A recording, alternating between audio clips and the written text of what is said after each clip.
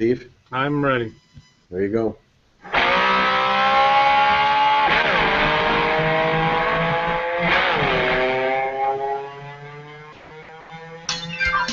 It's time to fasten your seatbelt and rev up that engine. It's time to go on Pit Row. On Pit Row is your weekly look inside the world of NASCAR. Now live, here's the pit crew, Steve Ronkowitz and Charlie Turner. Boogity, boogity, boogity. Let's go on Pit Row, boys. Howdy, everybody. Welcome to this week's edition of the NASCAR Live at NASCAR Hangout on Pit Row. I've got I'm Charlie Turner, and I'm joined by my buddy Dan Beaver and Steve Ronkowitz over there with the Jeff Gordon hat on. Oh, wait, that's a Detroit Tiger hat. I knew you were a front runner, but I thought maybe you'd go with Gordon this week. You know, I've got an extensive collection of Jeff Gordon hats. Unfortunately, most of them are so charred I couldn't get one to fit. I thought your extensive Jeff Gordon collection was toilet paper with the number 24 on it. It is so close to my actual number. It almost makes me queasy when I write the number 23. You know, Yeah, so for those of you who don't know, Steve is a veteran slot car racer who's always been the number 23. Keebler, what was it? Keebler. Usually Keebler Mustangs. Keebler all-you-can-eat Mustang or whatever. Yeah.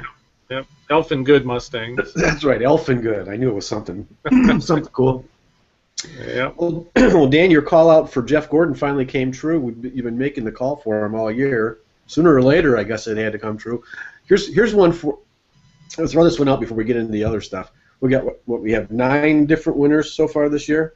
Yes. What kind of money could you have gotten at the beginning of the season if you said the first 9 winners of the 2014 Sprint Cup Series, none of them will be named Jimmie Johnson? Or Matt Kenseth. Yeah, you might have been able to get me to bet on Kenseth, but not on. There's no way I would have bet that Johnson or that Jimmie was going to go winless this long. Well, I think you think of them as a pair, kind of, since they both dominated last year, and the fact that both of them haven't won is more significant than the fact that either of them hasn't. That's where I was going with that anyway. There you go. Pretty amazing that Johnson has not only not won, but I just saw an article again today that was talking about his regression this year. It's not that he's not won, he's getting worse as the season seems to be going along. And I can only imagine that Chad Knaus is looking to bring Nissan into NASCAR, trying to find Bill Elliott and probably some youngster to start up a team for Nissan or something, seeing as things aren't going well at Hendrick. Well, what are you smoking today? Wait a second. I'm just going back to somebody who was dating a NASCAR driver and got in trouble. I don't know. Okay. No, anybody that picked up on that, just make sure you leave us a comment so you can straighten me out. No, now hold on. You obviously didn't see. Haven't you watched Jeremy Mayfield's "This Is My Story"?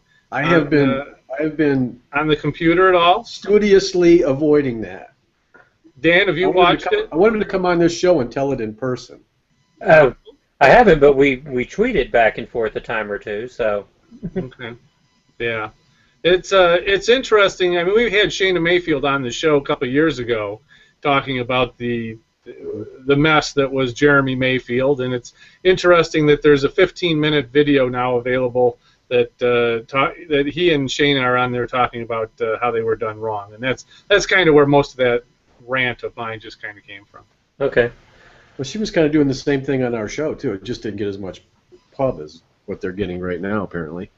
Well, yeah, that's and they've got a story to tell, and as all stories are, there's a left story and a right story and a center story. They're telling the left story, and NASCAR tells the right story, and somewhere in between is the truth. So that's all there is about that. But we digress. Wait, you're saying that NASCAR's side of the story isn't always true? Dan, I hate to take you off that platform that you're on over there, but yeah, NASCAR has been known to tweak the truth at times. No. Come on, Steve. Tweak, I said. I didn't call them out and out liars. I wouldn't want to get in trouble. But Yeah, sad. So how about this? Danica Patrick has a better average finish the last 2 weeks than Jimmie Johnson. She's got better equipment. Oh wait, I'm talking. She's getting all the good stuff. She's getting all the good Hendrick stuff. Hey, you know, Lowe's is paying X amount of dollars, and GoDaddy's paying X amount of dollars. And it's all about. What's your favorite saying, Charlie? It's not about the money. It's not the money. It's the amount. That's right. There you go. That's the facts. Yep. It's not the money. And the question's starting to have to be asked, whether or not it's time for Johnson. When is it going to be time for Johnson to get concerned? He said he's not concerned now, and certainly there's no reason to be concerned with this many races going. But at what point do you start being concerned about the performance of the team and the lack of the wins, lack of victories? I think you could probably look at 2 weeks from Sunday. If he hasn't won by then, I'd be concerned. If he can't win at Charlotte, which would be one of his, you would think that was one of his one of the tracks he's dominated in the past. Yeah, and then you move on to Pocono. Hendrick's always been good on the flat tracks. He doesn't win there. You got to start to get even more concerned. He can win on any track, but he can't win on any track so long as he doesn't even challenge for top fives. And recently, he hasn't been challenging for top fives. Well, the other thing about this is he hasn't won. Okay, that's obvious, but they certainly don't look. You can not win and still look like a potential championship contender. Well, like Gordon in the first part of the season. Yeah, and he doesn't even look to me like a top 10 car right now. Yeah, he's getting the top 10, and the top 10s that he's getting ugly, kind of like Tony Stewart was for a while there.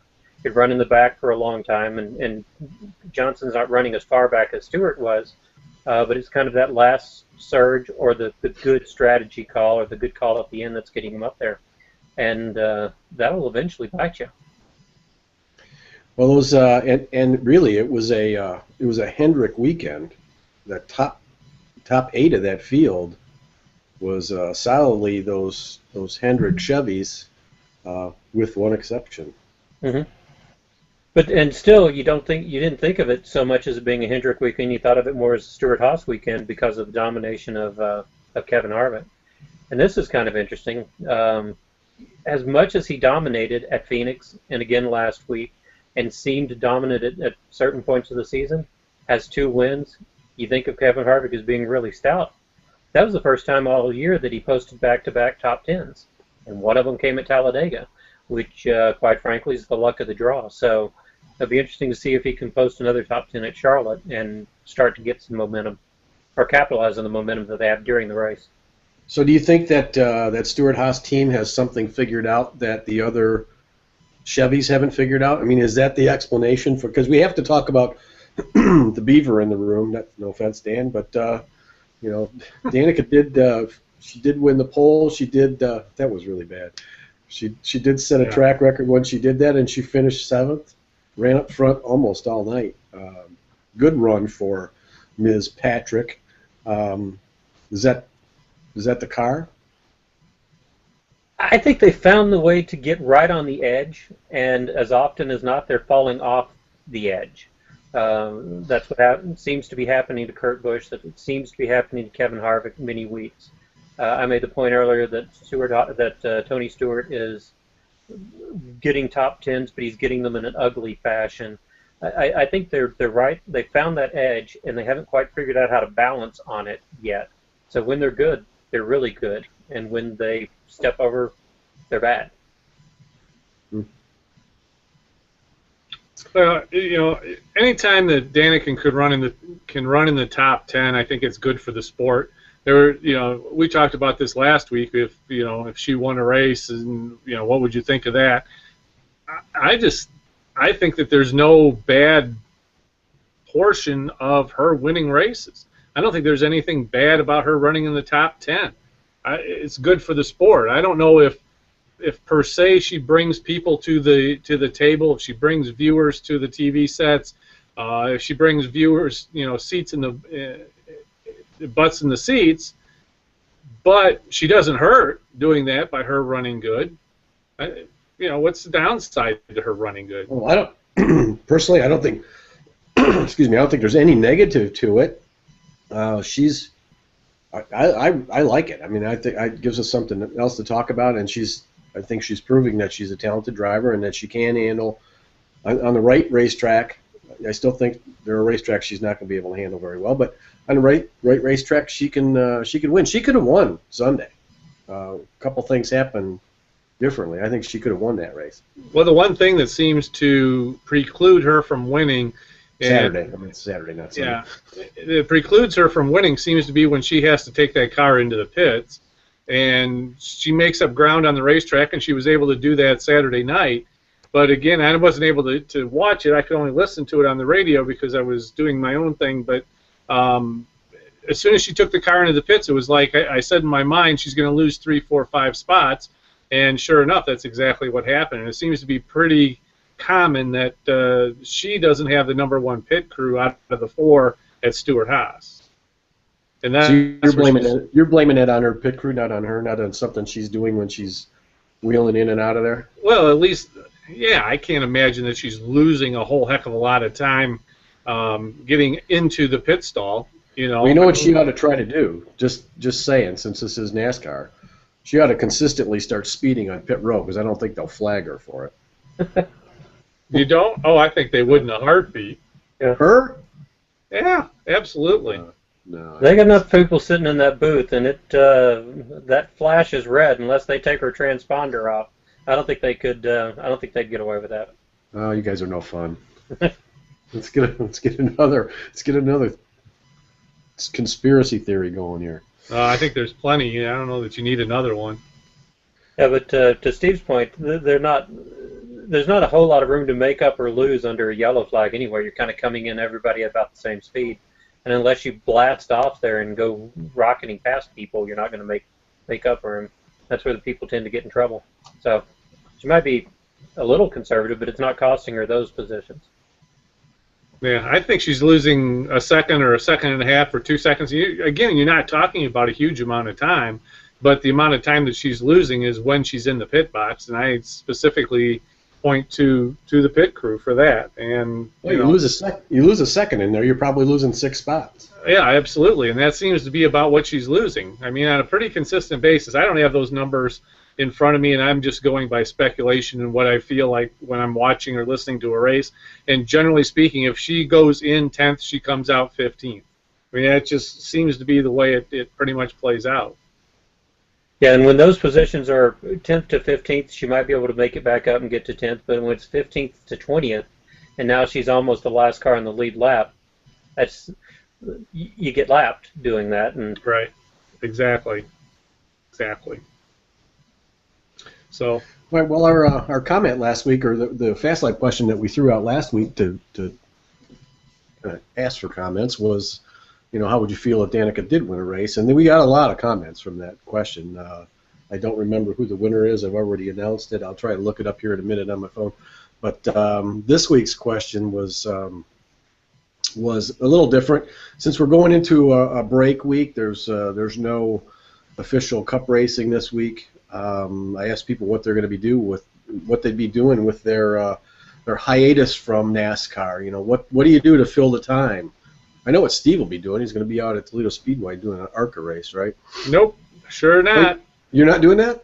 Nope, not doing the ARCA race. It's on Fox Sports 1, and it's on the ARCA Racing Network's radio. So I will not, but I will be at Fremont Speedway, so I will get to do that. There you go. Steve will be out there making the call on some dirt sprint cars, which is a lot of fun. Yep, exactly. Take your toothbrush with you. Yeah. No doubt. You don't take the good car and park in the parking lot. No, you don't. I've been to Fremont, and you don't take the good car. That's for sure. All right. Well, remember, Dan, what are you going to be doing? Dan, you actually have like a week off, don't you? I mean, you're not doing fantasy this week. No. Got the week off, but someone's giving me something else to do. Working on a magazine. Other than that, I'd be out there sitting, drinking coffee and reading a book. Yeah, there you go. Well, hopefully you can find some time to do some of that. I don't know if I'm gonna. I haven't decided if I'm gonna go to the race at Toledo Speedway or not. I do enjoy that race, but I kind of would enjoy having a little bit of a break from racing this week. Looked like a lot of people were going to be. I guess there's a vote for the All-Star race. You're supposed to vote somebody in. Are they doing that again this year? Yep. That the deal? You can vote a driver in. Yeah, NASCAR.com/sprint fan vote, I think it is. So who is not in right now that could be voted in? Danica and Kyle Larson, I would think, would be the two biggest people, the two most popular. You think they'll have a category for the vote in a woman and vote in a guy? Yeah, Larson could give her a run for the money. I think she's got the vote the last 2 years since Joey Logano and Home Depot. They stopped taking votes in the middle of Home Depot. But Larson give her a run for the money this year. I think he's got to be at least as popular. There probably are voting kiosks in every Target store right now. Yeah. Would be my guess. Take a page from the Home Depot. Yeah, whatever works for you. There you go. Well, it looks like we're going to have at least a good weather weekend around here. Hopefully it is down your way too, Dan. You can enjoy reading that book a little bit. Steve, we're probably getting some rain if we need it. We'll send you some of ours, but yeah, we had some yesterday, and I think we're going to get some more today yet. And tomorrow and Friday. But remember, you can submit your Shell Saver Card comment of the day, take home a $50 Shell gift card, and anytime Joey Logano, driver of the 22 Shell Pennzoil Ford Fusion, wins a 2014 points race, Shell Saver Card holders can save 22 cents per gallon on any grade of Shell nitrogen-rich gasolines or Shell diesel by using their Shell Saver Card the Wednesday after the race. Offer valid up to 25 gallons. Visit shell.us/Wednesday for all the details of that. Yeah, so leave your comment on the On Pit Row Facebook page, our YouTube channel over on YouTube at On Pit Row, the blog at benchracing.onpitrow.com or onpitrow.com, either one of those. You can leave a comment there. You can go to the Google Hangout page, NASCAR Hangout, any of those places. Leave a comment, or you can just log on here today and send us a comment on the Facebook page where we're simulcasting this Hangout, and we'll put you in the queue and see if you qualify for that $50. So there's plenty of. We're going to leave those comments open for a couple more days till we come up with a winner. Sounds like a logical plan to me. I want to ask you guys a question. How do you feel about All-Star events? I mean, are you a fan of All-Star games in general? Do you like this format for the All-Star race here at Charlotte every year? Is it something you look forward to, or what's the format this week? Well, I don't know. I mean, I think that's the thing about NASCAR. It's like they constantly change the format year after year after year.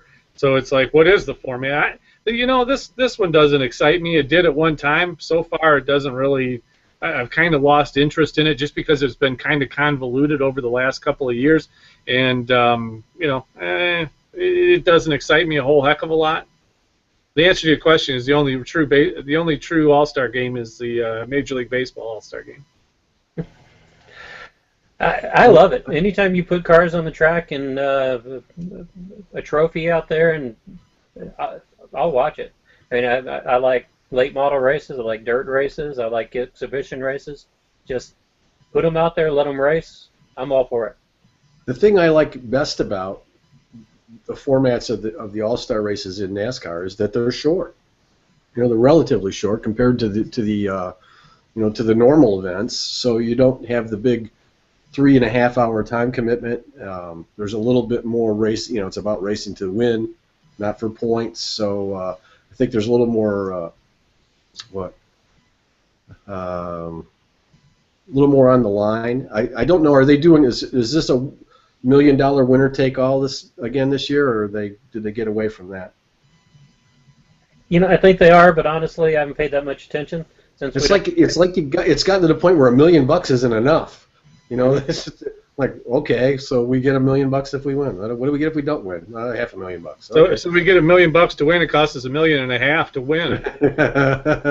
Yeah, how much of that does a driver get to keep? That's it. You know what they should do? They should make it $1 million for the significant other of the driver gets it. Okay, that would put some motivation behind these people.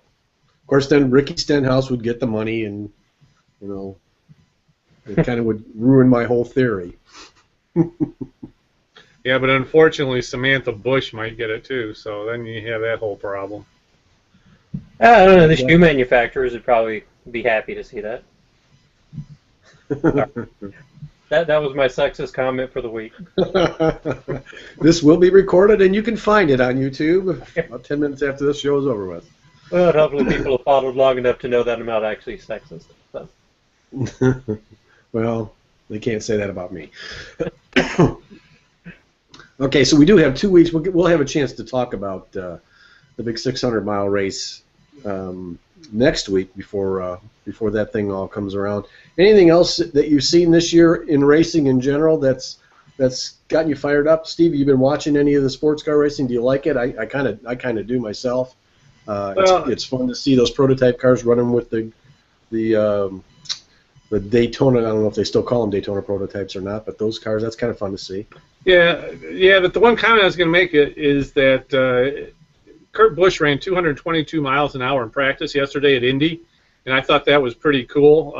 It actually looks like he has the equipment to be able to make a valiant effort at trying to win the Indianapolis 500, and I think that's a pretty cool thing. I mean, I'm not a huge Kurt Busch fan by any stretch of the imagination, but I do like the idea of the crossover and these guys going over there to try and win that race and being able to win it.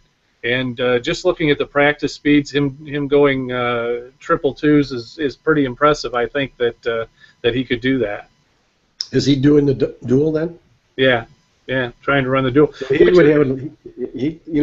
would be fun to have somebody that's running that duel win that Indy 500. Because he'd never make it to the 600 for the start. That's the problem that everybody's never addressed, is that if you actually by some chance were to win the 500, your commitment is to the point where you would never make the start of the 600. So it's almost impossible to be able to win both races unless you just totally blow off all your post-race commitment for the 500. I'd never thought of that. Leave it to you. You and your rules. It's not about the rules. It's about the paying the sponsors and getting your milk drank. Yeah. Can I get this milk in a to-go cup? Yeah, that's right. See, that's what you got to do.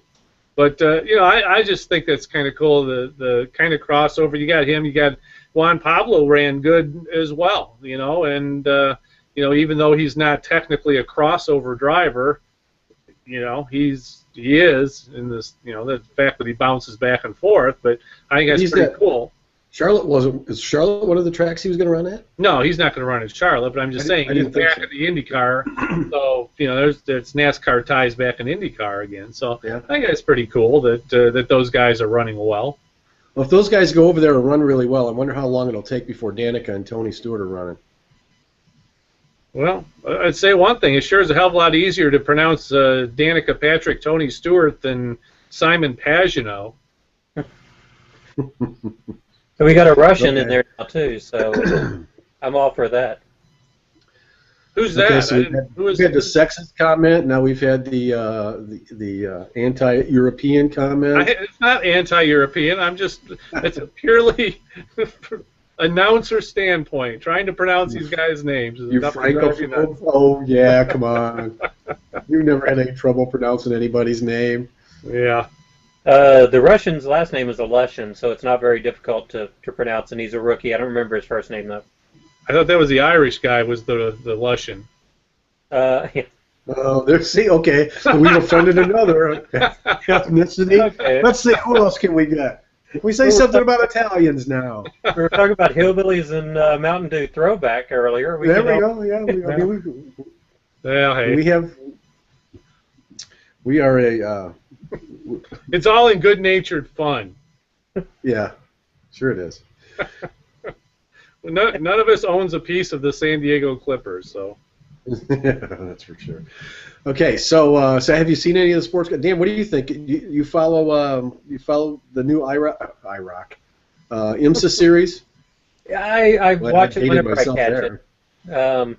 And I like sports car racing. I watch the 24 hours, but sometimes it's a little difficult to catch the other stuff because it's either on against some other commitments. But But what? in any racing, I like road racing is as good as oval track racing. So I think One of my bucket list things is to get down to the Circuit of the Americas and see that. I'd love to see that sports car race down there. Yeah. I'd really like to see that. yeah, I don't think the V8 supercars are coming back this year, but Circuit of the Americas still has the rights to bring them to the U.S. The only ones, and those full-bodied sedans on that tight course. Oh man, yeah, that'd be awesome. That was fun. That was fun to watch. They've got that one corner going uphill where you're not sure if you're going to fly off the top of the hill or turn. Yeah, So, totally blind. Yeah, I would like to see. Let's see 2 or 3 of the NASCAR guys cross over to that race. See Marcus Ambrose go back there and maybe put Casey Mears in that race and see what happens. yeah. Yeah, we don't have any. We're not on probation in this series. well, all that sports car, DTM, the British sports touring cars, the Australian touring cars. There's something about the touring cars that they must feed them raw meat before they're. Well, you know what it is? Those races are short. I've been preaching this for, I don't know, 6 or 7 years that Nationwide Series should take half a dozen of their races and do them in a format like the Touring Car Series. Do a dual race on the same day, short 125-mile races, something like that, and let them bang on each other. I think that would be awesome. They pick the right racetracks to do that. Well, you know what you're preaching is you're preaching a return to the old Trans Am series, because all those races were all. But I think that would be good. Yeah, they were all 100-mile races. Mm-hmm. They were all very short races on very good racetracks. So. Yeah. The difference between the Nationwide Series and the old Trans Am Series is that you've got probably 25 cars that could win a Nationwide Series race. And back in the Trans Am days, you had about 3. You had Tommy Kendall and whoever else was in the other 2 Mustangs. Mm-hmm. That was what you had, right? Am I right? I'm pretty right, I think. Well, for a couple of years, that was a whole Roush-dominated series, but that is true. But the one thing to make comment about the current series is the car count is good. I mean, that by combining both those series again, you're looking at huge car counts, and not only that, but the Continental Tire Series also big car counts. So when they put together cool cars, there's cool cars in that series too. Yeah, exactly. So that's the one big advantage that you have is that you aren't putting out a series that you've got 15 cars that show up. Now you've got 40 cars that show up. And they're all going to all the great racetracks. I mean, they were at Barber Motorsports Park last week. They've been to Circuit of the Americas. They've been to Daytona and Sebring. It's just it's awesome. Man.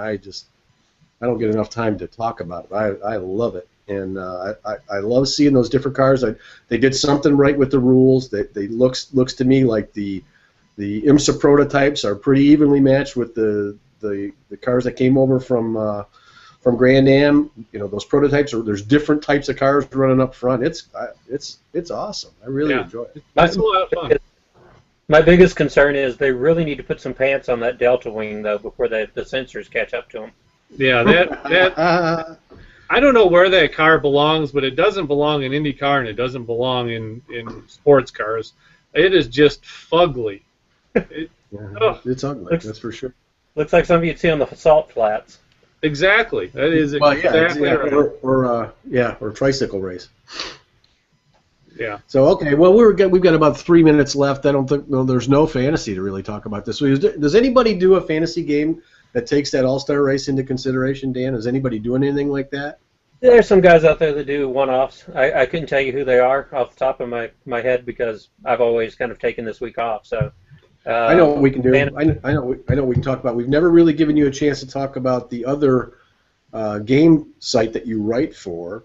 Why don't you take a couple minutes and tell everybody that's watching about that site and the way they do their game? I know it's different than Yahoo and NASCAR and some of the other players? Go to sportstradex.com. One word, sportstradex.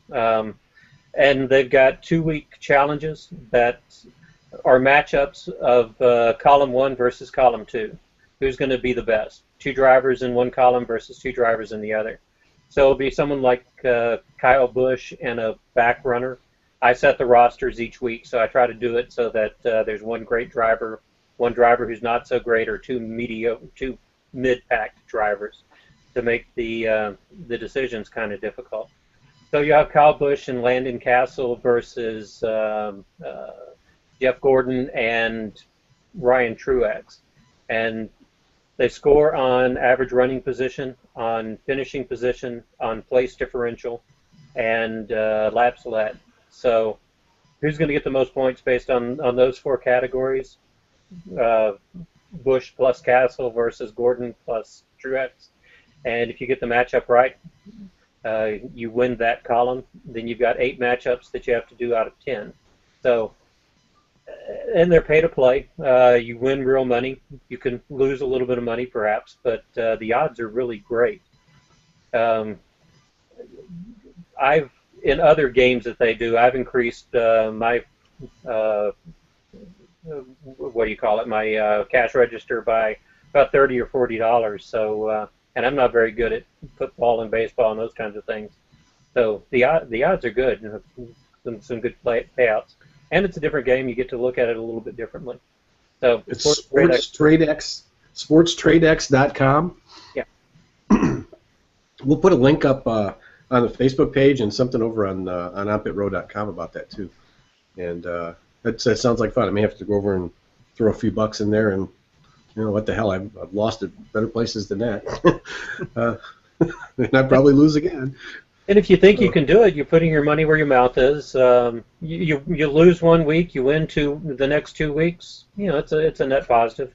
Obviously, you know, everybody's not winning every week, but you're also the wagers are sometimes down as low as $2, $4, $10. So you're not wagering a lot of money while you get your feet wet. Interesting. All right. Well, he is Dan Beaver. He's our resident, not just resident fantasy racing expert, but he's a NASCAR expert who joins us every week here on this Hangout. That's my buddy Steve Ronkwitz over there with the Detroit Tigers hat. Way to go, Tigers! Thank you. Thank you very much. Steve will be out. You want to hear Steve live? Go on out to Fremont Speedway this weekend. You'll probably get an autograph. He'll sign all your Jeff Gordon memorabilia. Yeah, absolutely. Jeff Gordon is a douchebag. That's right. And I'm Charlie Turner. I did get a message from Beth Ann. She was trying to hook up, but was not able to get hooked up with us today. So I suspect that has something to do with bandwidth on my end here, and I apologize for that, guys. But we're having some, I think, cable modem issues here at the Turner household today. So thanks again. We'll be back next week on Tuesday. We don't know what time yet for sure. Do we, Steve? Going to be 2 or 3? We don't know for sure, but I would guess, seeing as we're in the heart of softball season, tournament time, probably going to be 2 o'clock. 2 o'clock again. Okay. Well, yeah. You can always, if 2 o'clock's inconvenient for you, you can catch the replay of this at our YouTube page or at our Facebook page. Replays are there as well. So thanks a lot, guys. We will talk next week about the Coca-Cola 600. You've just been on Pit Row, and now you're up to speed with the best information about the world of NASCAR. Come back next week and join the pit crew, Steve and Charlie, and go on Pit Row. On Pit Row is a presentation of Bench Racing Productions. Hey, this is Jeff Hamm from NASCAR on Fox and Speed, and all the cool people hang on Pit Row. See you guys. Hey. Bye. This is On Pit Row. On Pit Row.